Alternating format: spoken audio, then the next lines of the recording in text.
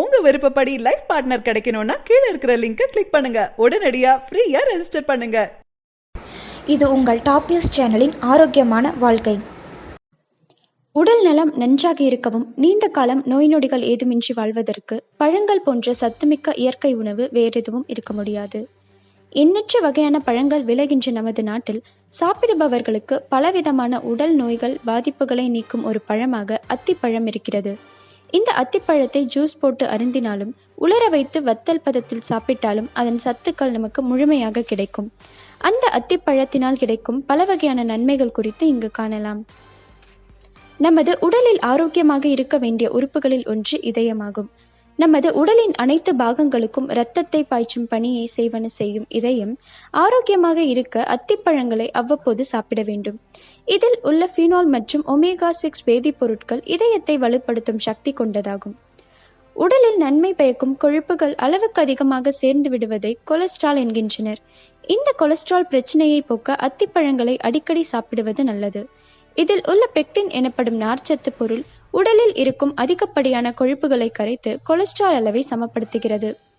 உடல் எடை அதிகரிக்காமல் இருக்க சரியான உணவு பழக்கம் மற்றும் வாழ்க்கை முறையை கடைபிடிப்பது அவசியம்.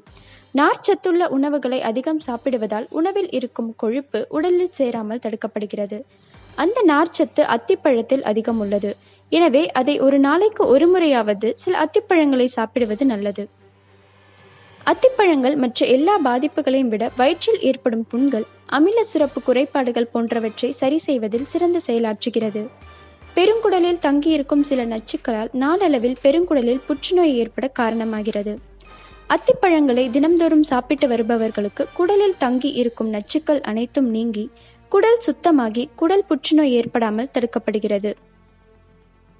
மது பழக்கம் கொண்டவர்கள் அதிக அளவில் மதுவை அருந்துவதால் சில சமயங்களில் அவர்களின் கல்லீரலில் வீக்கம் ஏற்பட்டுவிடும். இந்த கல்லீரல் வீக்கத்தை போக்க சில அத்திப்பழங்களை வினிகரில் 1 வாரம் ஊற வைத்த பின்பு சாப்பிட்டு வந்தால் கல்லீரல் வீக்கம் குணமாகும். கல்லீரலில் சேர்ந்திருக்கும் போதைப் பொருட்களின் நச்சுக்களை நீக்கும். நமது உடலின் முக்கிய உறுப்புகளான கண்களின் பார்வை திறன் தெளிவாக இருக்க வைட்டமின் ஏ, நிக்கோட்டினிக் அமிலம், அஸ்கார்பிக் அமிலம் போன்றவை மிகவும் முக்கியமாகும். அத்திப்பழங்களில் இந்த சத்துக்கள் அனைத்தும் அதிகம் இருக்கின்றன. எனவே அத்திப்பழங்களை வாரத்திற்கு 2 முறையாவது சாப்பிடுவது கண் பார்வை மேம்பட உதவும். இந்த தகவல் உங்களுக்கு பிடிச்சிருந்தா லைக் பண்ணுங்க, கமெண்ட் பண்ணுங்க. மறக்காம கீழே இருக்க ரெட் கலர் சப்ஸ்கிரைப் பட்டனை பிரஸ் பண்ணி டாப் நியூஸ் சேனலுக்கு சப்ஸ்கிரைப் பண்ணுங்க. நன்றி, வணக்கம்.